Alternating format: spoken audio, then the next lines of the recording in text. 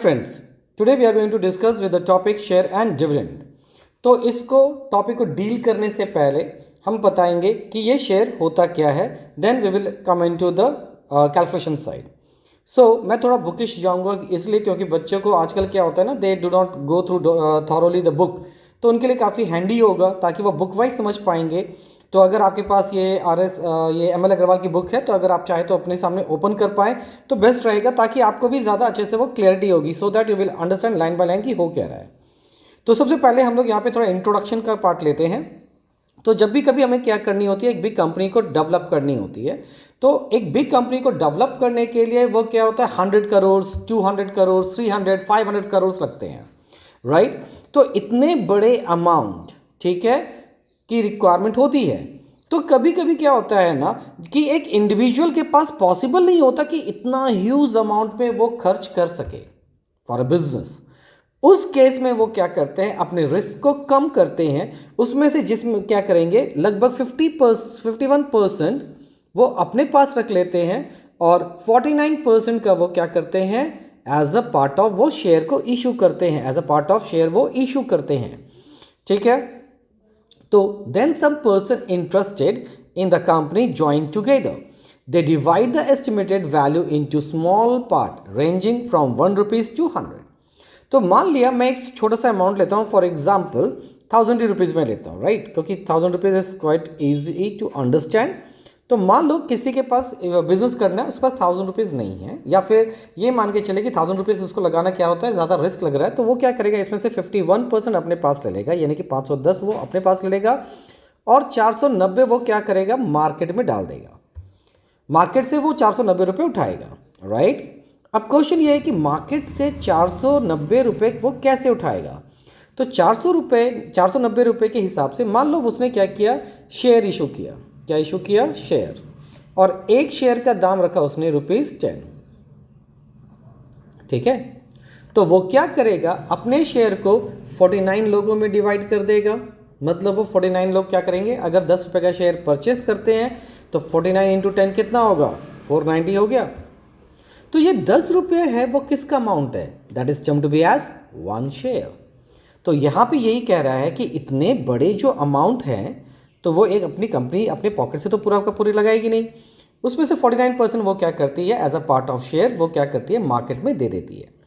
तो यहाँ पे क्या हो, देखिए, the divide the estimated value. तो जो भी एस्टिमेटेड वैल्यू, जैसे यहाँ पे एस्टिमेटेड वैल्यू कितना आया था, 490, into small part. Small part यहाँ पे कितना आ गया, 10 rupees, ranging from 1 rupees to 100 rupees. Each part so obtain is called share. तो हर एक पार्ट जो आपने कलेक्ट करा होगा, कंपनी ने कलेक्ट करा होगा, दैट इज कॉल्ड शेयर. तो एक शेयर का दाम 10 रुपये, तो 2 शेयर का दाम 20 rupees. And the value fixed for each share is called the original और नॉमिनल वैल्यू. तो यानी कि एक चीज़ याद रखिएगा, जब भी कंपनी शेयर पब्लिश करती है या इशू करती है तो उसको रेट इनिशियली फिक्स करना होता है, either 10, either 100, either 1000 on and so on, right. तो 1000 नहीं रहता, जनरली 1 से लेके 100 रेंज का ही रहता है. तो खैर कोई नहीं. तो ये जो भी कंपनी इनिशियली इशू की शेयर, जिस रेट पे शेयर इशू की, वही जो वैल्यू होता है, रुपीज़ होता है, वो होता है nominal value. The person who purchase share are term to be as share holder, ठीक है. और जिसने शेयर परचेज किया उसको क्या बोलने वाले हम लोग, शेयर होल्डर. बेसिकली जो शेयर होल्डर होते हैं वो क्या होते हैं, ओनर, ठीक है. और यू कैन से स्लीपिंग पार्टनर. ओनर क्यों, क्योंकि अगर कंपनी को लॉस हुआ तो शेयर होल्डर को भी लॉस हुआ, अगर कंपनी को फायदा हुआ तो शेयर होल्डर को भी फायदा होगा या ज़्यादा रिटर्न मिलेगा, या फिर आप कह सकते हो कि शेयर के वैल्यू बढ़ते जाएंगे, इजंट इट. इसीलिए जब भी आप टीवी वगैरह में ऐड देखते होगे ना, तो उसमें ये लिखा था सब्जेक्ट टू मार्केट रिस्क, क्योंकि ये पूरा का पूरा मार्केट बेस्ड क्या फिनोमिनन है. मीन्स मार्केट में अगर अच्छा आपकी कंपनी परफॉर्म कर रही है तो आपका शेयर ज़्यादा होगा, और आपका जैसे आपने 10 रुपये में लिया तो हो सकता है फ्यूचर में जाके उस शेयर का एक शेयर का दाम हो जाए बढ़ के 50. और कभी कभी ये लॉस होता है तो ये शेयर का दाम हो सकता है 1 रुपये में भी कन्वर्ट हो जाए. तो it is depend on the company performance और the economy on that particular moment of time. इन दोनों चीज़ों पे ये डिपेंड करता है, कौन, रेट ऑफ शेयर. ना। तो अब हम लोग जानेंगे यहाँ पे कुछ की वर्ड्स और की terms regarding the share. Usually share में सबसे पहला जो सेक्शन आता है वो है नॉमिनल वैल्यू।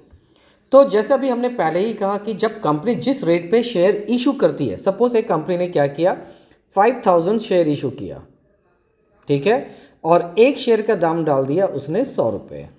तो ये जो इनिशियली जब लॉन्च करा शेयर, तो उसका रुपीज़ क्या था, 100 rupees, that will term to be as nominal value. इसका और बहुत सारे नाम है, registered value, printed value, face value, etc। The nominal value of a share does not change with time, और जितना भी समय बदल जाए ये चेंज नहीं होता है, मतलब you can't change the nominal value, right. अब आते हैं हम लोग मार्केट वैल्यू पे, इजंट इट। अब सोचो, एक एग्जांपल लेते हैं हम लोग। मान के चलिए कंपनी क्या कर रही है, अच्छा परफॉर्म कर रही है। जिस समय उसने शेयर इशू किया था उसका दाम था 100 रुपये। अब कंपनी ने क्या क्या परफॉर्म अच्छा करा और कंपनी के पास का शेयर हो गया 120 रुपये। मतलब ये भी एक शेयर का दाम है, और उसी शेयर का दाम क्या हुआ, मान लिया 2 साल के बाद इसका दाम हो गया 120, तो यानी कि 20 रुपये ज़्यादा मिला। इसी को बोलेंगे हम लोग क्या, मार्केट वैल्यू। क्या बोलेंगे, मार्केट वैल्यू। और कैश वैल्यू, क्यों, क्योंकि सपोज 2 साल के बाद अगर आप इस शेयर को बेचोगे तो आपको कितना मिलेगा, एक शेयर का दाम 120। आपने लिया था 100 में, पर वो बेचोगे कितने में, 120 में। तो ऑब्वियसली ये क्या बन गया, एक मार्केट। लेकिन सपोज अभी क्या करो, फर्ज करो शेयर का दाम अभी भी कितना है, मान लिया कंपनी ने लॉन्च किया था, शेयर का दाम है 100, लेकिन एनी हाउ कंपनी ने क्या करा, कुछ अच्छा परफॉर्म नहीं करा और एक शेयर का दाम घट के हो गया कितना, 80 रुपये। तो उस समय भी 2 साल के बाद जो है ये, या फिर 1 साल के बाद ही मान लेते हैं, दाम हो गया कितना, 80। तो ये क्या हो गया आपका, अगेन मार्केट वैल्यू। तो एक समय आपने देखा 120 हुआ तो भी मार्केट वैल्यू, और अभी हो गया 80 रुपये तो भी ये मार्केट वैल्यू। मतलब हम ये कह सकते हैं कि जो मार्केट वैल्यू होता है उसकी वैल्यू हमेशा चेंज होती है, मे चेंज। आई बात समझ में, मीन्स इंक्रीज और डिक्रीज। क्लियर। नाउ अभी सोचो कंपनी ने बिजनेस करना स्टार्ट कर दिया, कंपनी ने अपना प्रोडक्ट लॉन्च कर दिया, और कंपनी को रन करते हुए हुआ 2 साल या 3 साल मान लेते हैं इस बार। तो मान लो जब कंपनी ने शेयर इशू किया था उसका दाम था 100 रुपये, और अब जो रेट है उसका हो गया 120 रुपये। तो इसको बोलेंगे एट प्रीमियम। क्यों, क्योंकि अभी शेयर का दाम क्या हो गया, बढ़ गया। तो बढ़ गया मतलब वो अब प्रीमियम सर्विस दे रहा है कंपनी, तो इसीलिए उसकी शेयर की वैल्यू बढ़ के कितनी हो गई, 100 से 120, यानी यहाँ पे होगा एट प्रीमियम। ठीक है, तो यहाँ पे आप देखेंगे at a premium, isn't it. और इसका और एक तरीका है बोलने का, अबव पार। अब क्वेश्चन क्या है कि पार क्या होता है। मान लो कंपनी चलते रही, 2 साल चली, ठीक है, ये हो गया। सपोज अब आगे कंपनी मूव कर रही है, कंपनी अभी आगे बढ़ी और 4 साल के बाद इसका दाम वापस से शेयर क्या हुआ, थोड़ा डिक्रीज होकर वापस से कितने पे आ गया, 100 पे आ गया। मतलब जो नॉमिनल वैल्यू था, जो प्रिंटेड वैल्यू था, जो फेस वैल्यू था, वो वापस से कितना हो गया, उतना ही दाम पे आ गया। तो इसी को बोलेंगे एट पार। क्या बोलेंगे, एट पार। ठीक है, ज़्यादा हो गया तो नॉमिनल वैल्यू से एट प्रीमियम, लो मतलब उतना ही आ गया तो एट पार। लेकिन अब फर्ज करो जो आपका शेयर का वैल्यू था 100 रुपये और किसी कारण वो घट के हो गया कितना, ₹80। किसी कारण मतलब ऑब्वियसली एट लॉस। तो कंपनी क्या बोलती है कि ये मुझे लॉस नहीं हुआ, कंपनी ये कहती है कि I am selling my share at a discount, at a discount. तो यहाँ पे यही है वर्ड, एट अ डिस्काउंट, और you can say below par. तो आपने यहाँ पे क्या सीखा, अगर एट पार होगा तो मार्केट वैल्यू और नॉमिनल वैल्यू दोनों सेम होंगे। अगर प्रीमियम होगा तो मार्केट वैल्यू हमेशा ज़्यादा होगा किससे, नॉमिनल वैल्यू से। और अगर डिस्काउंट हुआ तो मार्केट वैल्यू हमेशा कम होगा किससे, नॉमिनल वैल्यू से, that is below par, isn't it now. नाउ अभी हम लोग बात करते हैं प्रॉफिट का। The profit which share holder get out of the profit of a company from his investment in the company is called dividend। तो कंपनी क्या करती है, सालाना डिविडेंड देती है अपने शेयर होल्डर को अगर कंपनी में प्रॉफिट हुआ तो। ये एक कंपलसरी सेक्शंस नहीं है, अगर कंपनी में लॉस हुआ तो डिविडेंड भी नहीं मिलते।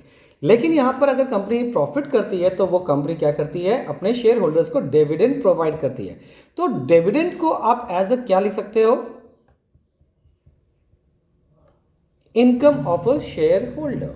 ठीक है ना। अभी यहां पे क्या है देखिए नेक्स्ट सेक्शन में, the dividend is always expressed as a percentage of a nominal value of the shares. तो डिविडेंड क्या है, हमेशा एक्सप्रेस होता है किसमें, परसेंटेज वाइज, क्योंकि कंपनी ये पहले ही डिफाइन करती है कि उसको अपने शेयर होल्डर को कितने अमाउंट देने हैं as a part of dividend. फिर आता है the dividend does not depend on the market value of a share. मतलब जो डिविडेंड होगा, राइट, ध्यान से समझिएगा, जो डिविडेंड होगा या एनुअल इनकम जो होगा वो किस पे डिपेंड करता है, सिर्फ और सिर्फ नॉमिनल वैल्यू पे। किस पे डिपेंड करेगा, नॉमिनल वैल्यू पे, मार्केट वैल्यू पे नहीं। मतलब अगर कंपनी के पास 120 है, मतलब 100 रुपए का शेयर था, वो 120 हो गया, तो भी डिविडेंड 100 पे कैलकुलेट होगा। अगर 80 है तो भी डिविडेंड 100 पे ही कैलकुलेट होगा। तो ये हमेशा ध्यान रखना कि whenever you are going to calculate any annual income और you can say the dividend, it should be calculated on the nominal value only, right ना। अब हम लोग क्या करेंगे, कुछ फॉर्मूला चेक करते हैं regarding the investment and all, right ना। अभी सोचो एक पर्सन है एक्स, क्लियर, एक पर्सन है एक्स, उसने क्या किया, कुछ पैसे इन्वेस्ट किए। अब क्वेश्चन है कि इन्वेस्टमेंट का मतलब क्या हुआ। तो आपको यह पता होगा इन्वेस्टमेंट इन जनरल हम लोग क्या कहते हैं, जो भी चीज आप खर्च करते हो दैट इज कॉल्ड इन्वेस्टमेंट। पर this word is again commercialised word. ये जो इन्वेस्टमेंट आप देख रहे हो ये एक कमर्शियल वर्ड है, राइट। क्यों, क्योंकि इन्वेस्टमेंट का मतलब वो होता है जब भी आप कुछ खर्च करो उसके बदले आपको क्या मिले, कुछ पैसे रिटर्न आए, that is called investment, isn't it. लेकिन जो आप लोग घर पे करते हो that is not a investment, that is expenses. जैसे कपड़े खरीदना हुआ, शू परचेजिंग एंड ऑल, वो आपका क्या है, जस्ट एक एक्सपेंसेस है, वो इन्वेस्टमेंट नहीं है। तो अगर सोचो आपने क्या किया, यानी कि आपने जब शेयर परचेज किया तो हम इन्वेस्टमेंट कैसे कैलकुलेट करेंगे। तो आपने सपोज क्या किया, नंबर ऑफ शेयर परचेज किया 100, ठीक है। एक शेयर का दाम यानी कि मार्केट प्राइस ऑफ, या फिर डायरेक्ट में लिखता हूं market price of its share हो गया आपका 120 कर देते हैं, ठीक है। तो आपका क्या हो जाएगा टोटल इन्वेस्टमेंट,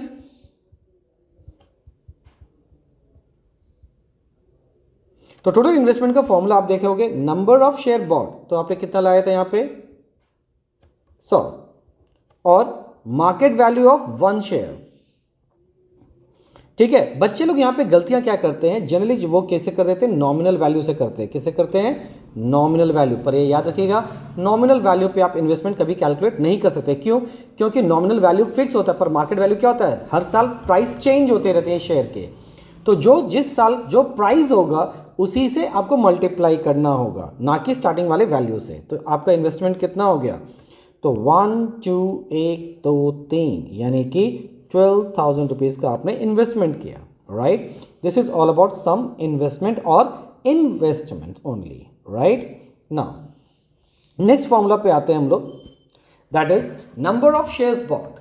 सपोज आपने क्या किया, आपको टोटल इन्वेस्टमेंट अपना पता है, राइट। तो सपोज आपने इन्वेस्ट किया था कितना, 1 लाख रुपीज़, ठीक है। और आपने क्या किया, आपको ये भी पता है कि मार्केट वैल्यू क्या है, तो मार्केट वैल्यू कितना था, मान लिया 100 रुपीज़। तो इन जनरल अभी हमने थोड़ी देर पहले जो फॉर्मूला देखा था that is sum invested, right. हमने जो ये फॉर्मूला देखा था इसको वापस से फोकस कीजिए। सम इन्वेस्टमेंट यानी कि इन्वेस्टमेंट है, sum invested that is investment, number of shares into market value.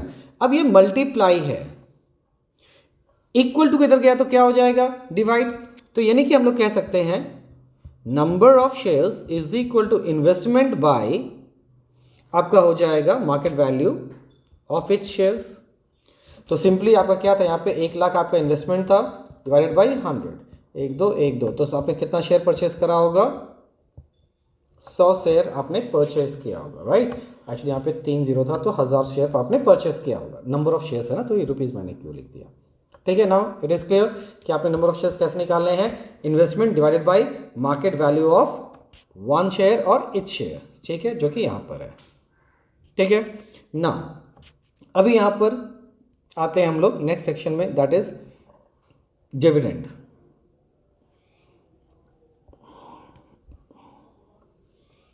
यानी कि अब एक साल में आपने कितना डिविडेंड, यानी कि शेयर होल्डर ने कितना डिविडेंड अर्न किया होगा, उसका भी निकालने का तरीका क्या है ये सीखते हैं, राइट।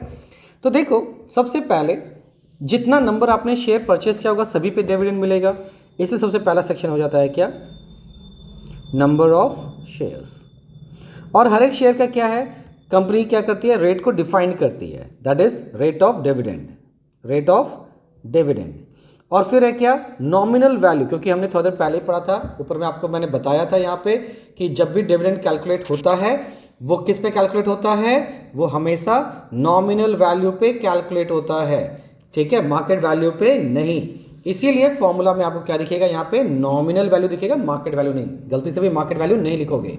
तो यहाँ पर क्या हो गया आपका, number of shares into percentage into nominal value divided by 100, यही हो गया आपका डिविडेंड या फिर annual profit, isn't now. Now अब हम लोग बात करते हैं और एक फॉर्मूला की, दैट इज रिटर्न। अब देखो रिटर्न है क्या, when we talk of return, तो जैसे आपके पापा ने आप पे इन्वेस्ट किया 1 लाख रुपए और 2 साल के बाद पूछा बेटा रिटर्न कितना आया, मतलब कितने पैसे मुझे वापस मिलने वाले हैं वो बताओ। तो बेसिकली रिटर्न होता है जितने आपने कमाया, दैट इज इनकम, राइट। कितने पे कमाया, दैट इज इन्वेस्टमेंट इनटू 100। तो इनकम बाय इन्वेस्टमेंट इनटू 100 ही क्या बन जाता है आपका रिटर्न, और return percentage, isn't now. Now तो ये याद रखिए, इनकम या रिटर्न और प्रॉफिट एक ही चीज है, that is dividend paid by the company, ठीक है।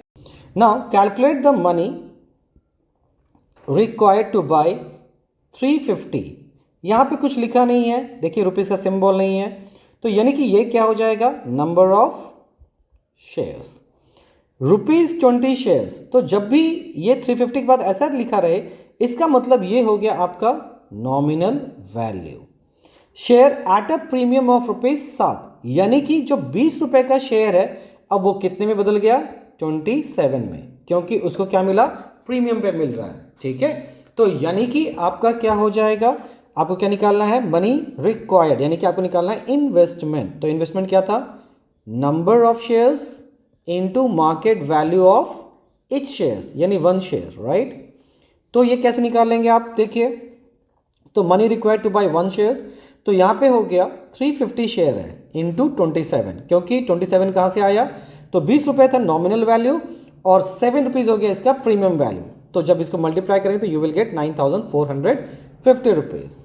अब आते हैं इसके नेक्स्ट सेक्शन में, जैसे सिमिलरली आप देखो यहाँ पे क्या बोला है 275, तो ऑब्वियसली ये क्या हो गया, number of shares 60 rupees nominal value और टे डिस्काउंट ऑफ 10, मतलब जब वो परचेज करने गया तो उसमें उस समय वो क्या चला था, 10% डिस्काउंट में, यानी कि 60 माइनस 10, यानी कि ₹50 में वो खरीद पाएगा।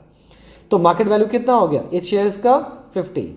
तो आप यहां से आराम से इन्वेस्टमेंट निकाल सकते हैं, 275 इंटू 50, राइट। देखिए यहाँ पे 275 इंटू 50 विच इज 13,750। अब यहां पर क्या हुआ, ध्यान से समझिएगा, क्योंकि ये थोड़ा थोड़ा में चेंजेस किया हुआ है और इसलिए मैं समझाना चाहता हूं ताकि आपको क्लियरिटी मिले यहीं से। अभी यहाँ पे 50 दिया है सर, कोई रुपीज का सिंबल नहीं, मीन्स ये है नंबर ऑफ शेयर्स। अभी यहाँ पे क्या है, ₹40 शेयर, मतलब नॉमिनल वैल्यू, ये तो क्लियर हो गया। फिर कोटेड एट, मतलब ये बोल दिया है कि जो ₹40 का शेयर है जब वो गया देखने तो उस पर कितना लिखा हुआ था, 38.50, मतलब ये मार्केट वैल्यू ऑलरेडी दे दिया है। ये क्या दे दिया आपका, मार्केट वैल्यू, ये नॉमिनल वैल्यू नहीं है। या फिर आप ये समझिए कि ये डिस्काउंटेड नहीं है, मतलब ऑलरेडी ये डिस्काउंट करके दिया गया है, इजंट इट। तो सीधा 40 इंटू 38.5 कर देंगे। यहाँ पे है, सॉरी 50 है, क्योंकि यहाँ पे आपका क्या है nominal value number of shares कितना है 50, तो 50 इंटू 38.50 दैट इज 1925। क्लियर है। नाउ यहाँ पे सेकंड क्वेश्चन में आप आते हैं। यहाँ पे क्या लिखा है देखिए, राखी इन्वेस्टेड दिस मच अमाउंट, ठीक है, क्योंकि आगे रुपीज़ है तो ये ऑब्वियसली ये क्या हो गया, एक तरह का उस राखी का इन्वेस्टमेंट हो गया। क्या हो गया, investment, right. In share of a company paying 6% dividend per annum. तो जब भी ये लाइन दिखेगा डिविडेंड पर एनम, तो उसके आगे जो भी परसेंटेज वाला रहेगा वो क्या रहेगा, बेसिकली रेट ऑफ, बताइए, very good, that is dividend, right. 6% क्या रहेगा, रेट ऑफ डिविडेंड। और रेट ऑफ डिविडेंड हमेशा कैसा रहता है, पर एनम। एनम मतलब एनुअल, एनम मतलब क्या रहेगा, एनुअली, इजंट इट। तो अब आगे देखते हैं क्या लिखा है।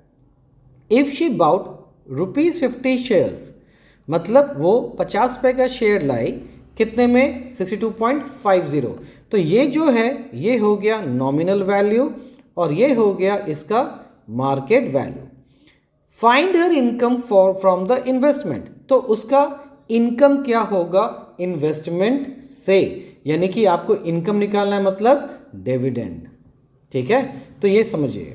तो देखिए डिविडेंड का फॉर्मूला अगर आपको याद होगा तो डिविडेंड का फॉर्मूला मैं वापस एक बार दिखा देता हूं, क्या होता है, number of shares into rate of dividend and nominal value. तो अगर आप ध्यान से क्वेश्चन को देखे होगे तो उसमें क्या दिया है, रेट ऑफ डिविडेंड दिया है, नॉमिनल वैल्यू भी दिया हुआ है, पर नंबर ऑफ शेयर्स एब्सेंट है। देखिए यहाँ पे वापस से नॉमिनल वैल्यू दिया हुआ है, रेट ऑफ डिविडेंड दिया हुआ है, पर आप कहीं भी देखिए क्वेश्चन में आप देखोगे कि कहीं भी आपका नंबर ऑफ शेयर्स नहीं मेंशन है, राइट। नाउ अब आते हैं हम लोग नंबर ऑफ शेयर्स निकालने के लिए, क्योंकि हमें नंबर ऑफ शेयर्स निकालने के लिए क्या चाहिए, फॉर्मूला चाहिए, sum investment divided by market value, right. तो सम इन्वेस्टमेंट का मतलब ही क्या है, आप या तो इसके जगह ये भी लिख सकते हैं, इन्वेस्टमेंट भी लिख सकते हैं, ठीक है। इन्वेस्टमेंट कितना था, 12,500, ठीक है, तो 12,500। और फिर क्या है, market value of one share, market value of one share यानी कि मार्केट वैल्यू कितना था 60.50, जब डिवाइड करें तो कितना आया आपके पास 200, यानी कि उसने कितना शेयर परचेस किया, 200। तो अब आपके पास नंबर ऑफ शेयर्स भी आ गया, नॉमिनल वैल्यू भी आ गया, रेट ऑफ डिविडेंड भी आ गया।